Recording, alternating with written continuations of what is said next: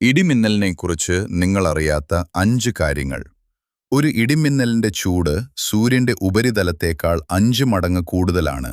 സൂര്യൻ 5500 degree Celsius ആണെങ്കിൽ ഇടിമിന്നൽ 30,000 ഡിഗ്രി സെൽഷ്യസ്.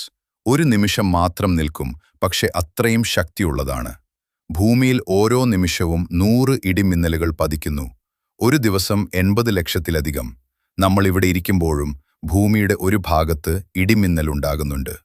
ഇടിമിന്നൽ ഒരേ സ്ഥലത്ത് വരില്ല എന്നത് തെറ്റായ ധാരണയാണ്. ലോകത്തിലെ ഉയർന്ന കെട്ടിടങ്ങളിൽ ഒരു വർഷം 20 മുതൽ 25 വരെ തവണ ഇടിമിന്നൽ പതിക്കുന്നു. ഒരേ സ്ഥലത്ത് വീണ്ടും വീണ്ടും വരും. ഇടിമിന്നൽ വെളിച്ചം ശബ്ദത്തേക്കാൾ വേഗത്തിലാണ്.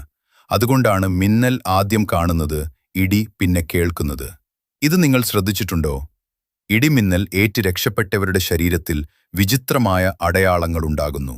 മരത്തിന്റെ ശാഖകൾ പോലെയുള്ള ഈ അടയാളങ്ങൾ ചർമ്മത്തിൽ സ്ഥിരമായി നിൽക്കും. ശരീരത്തിലൂടെ കടന്നുപോയ വൈദ്യുതിയുടെ അടയാളം. ഇങ്ങനെ രസകരമായ വിവരങ്ങൾ അറിയണമെങ്കിൽ ഫോളോ ചെയ്യൂ.